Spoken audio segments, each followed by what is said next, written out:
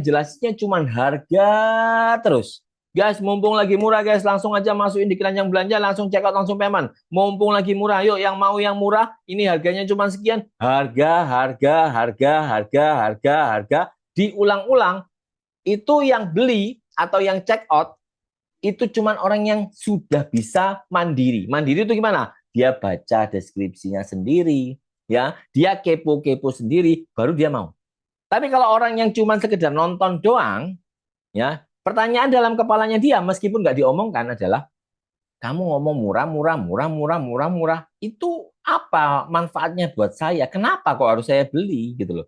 Kenapa kok harga segitu murah? Yang di tempat lain ada yang lebih murah kok. Nah, kalau kalian cuma ngomongnya di harga aja, orang kemungkinan ada yang tertarik ya kalau dia ngerasa itu harganya memang murah. Tapi kalau orang yang belum nemu manfaatnya, jangankan ngomong check out, ya masukin keranjang aja dia nggak mau. Karena dia nggak ngerasa dapat manfaatnya. Ngapain aku beli? Ya, ya murah. Tapi kalau aku nggak butuh ngapain? Kan gitu. Ya. Jadi fungsi ini harus kalian sampaikan dengan begitu baiknya supaya orang itu yang tadinya cuma kepo doang, dia akhirnya mencet add to cart. Tuh. Jadi ciri-cirinya apa? Add to cart-nya tinggi. Nah, gitu ya. Kemudian yang terakhir, winning produk itu adalah barang yang biasanya harganya menarik. Ya, harga menarik ini tidak harus yang paling murah. Saya ulangi, harga yang menarik tidak harus yang paling murah. Oke, harga itu prinsipnya kalau otaknya audiensmu itu sudah ngerasa worth it ya. Worth it itu apa? Antara harga dengan manfaatnya itu seimbang atau bahkan lebih tinggi manfaatnya, ya, itu dia akan mau check out. Jadi manfaat sama harganya itu harus lebih tinggi manfaatnya. Tidak harus beneran murah, guys. Contoh nih, contoh ya, lock and lock. Ya, kalau kalian tahu lock and lock harganya itu tinggi, guys. Tumbler biasa itu harganya cuma di bawah 200 ya, tumbler biasa. Dia harganya 300, 350 ya, bahkan ada yang sampai 400. Kok laku? Jawabannya apa kok laku? Karena yang menjelaskan hostnya kita, Kak Lila, itu bisa membuat orang itu ngerasa worth it ya berarti ya. Oh, ini layak ya di harga itu ya. Gimana Pak caranya? Ya, mulai dari visual. Guys, coba lihat ini. Tumblr yang bisa kerjasama dengan anim si apa itu nanti namanya itu ya. One Piece. Ya, contoh misalnya. Ini Tumblr yang kerjasama One Piece itu nggak banyak. Ya, mungkin di Indonesia cuman si Lock and Lock aja. Jadi kalau anakmu suka One Piece, guys, kamu beli yang ini. Karena apa? Tidak banyak One Piece itu kerjasama sama Tumblr-Tumblr yang lain. Misalnya ini contoh ya. Yang kedua, ini brandnya terkenal. Lock and Lock sudah lebih dari 20 tahun. Bahkan banyak yang sudah testimoni ke kita, itu dia sudah 15 tahun pakai, 10 tahun pakai, ada yang pernah pakai Tumblr-nya 5 tahun, 6 tahun, 7 tahun, aman. Ya, kesehatan buat kesehatan aman. Ya, kamu kalau ke mall, ya ini masuk ke harga ya. Kalau kamu ke mall, datang ke counternya, harganya 350. Di tempat saya live streaming di Kak Lila, kamu cuma bayar 320 aja. Ya, selisihnya banyak guys. Kalau kamu mau ambil, langsung ambil lo sekarang aja. Nah, ini yang membuat orang akhirnya apa? Merasa, wah ini worth it banget untuk dibeli. Ya, jadi harga itu tergantung persepsi. Oke, okay? Jadi kalau kalian bisa membuat orang itu ngerasa, oh ini worth it ini untuk dibeli, jadi dia bisa check out. Meskipun harganya tinggi. Oke, okay? Nah itu terjadi di tempatnya kita. Lock and Lock itu jadi top 3 produk yang laku di Kak Lila. Di tempat lain orang nggak bisa jualan.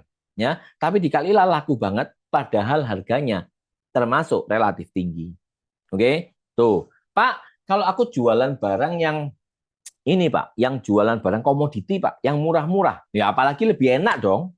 Kalau kamu jual harga mahal aja bisa, jual harga yang lebih murah, ya lebih gampang. Langsung aja tembak harganya lebih murah daripada merek-merek yang lain. Gitu kan.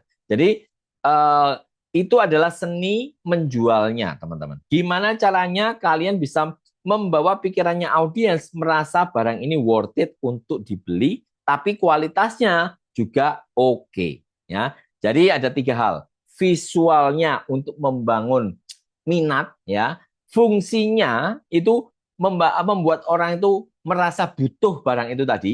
Harganya digunakan untuk supaya apa? Orang itu langsung segera action. Paling tidak dia add to cart. Oke, visual, fungsi, harga.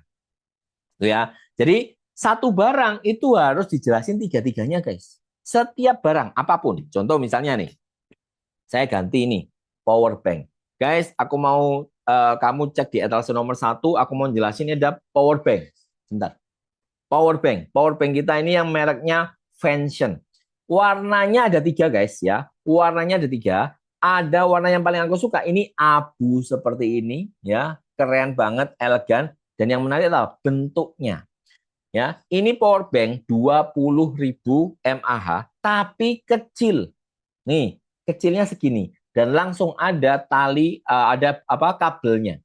Jadi kalau ini kabelnya nggak dipakai, kamu tinggal tarik ke atas gini, ya. Ini sudah bisa pakai jadi gantungan kayak gini. Tuh, keren nggak? Nah, dan ini ada monitoringnya berapa persennya. Dari tadi saya sedang menjelaskan apa? Visual. Ya, dari tadi saya sedang menjelaskan apa? Visual. Fungsinya apa? Supaya kalian kepo. Belum sampai check out, ya. Belum sampai check out. Tidak ada orang gara-gara visual langsung check out, itu jarang sekali. Kecuali ya biasanya ibu-ibu kok lucu. Nah, kalau udah kena kok lucu, dia bisa jadi check out gitu ya. Tapi kalau cuma sekedar kok lucu tapi dia nggak ngerasa ada manfaat, dia juga belum tentu check out. Sehingga saya langsung ngomong yang kedua, fungsi, ya. Dan ini guys, tahu nggak kenapa aku suka sama power bank ini? Yang pertama kapasitasnya 20.000. Nah, HP saya ini 5.000 mAh bisa sampai 3 kali ngecas.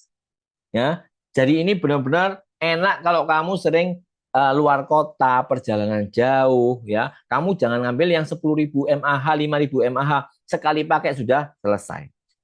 Keunggulan yang kedua, kenapa aku pakai ini? Yang kedua,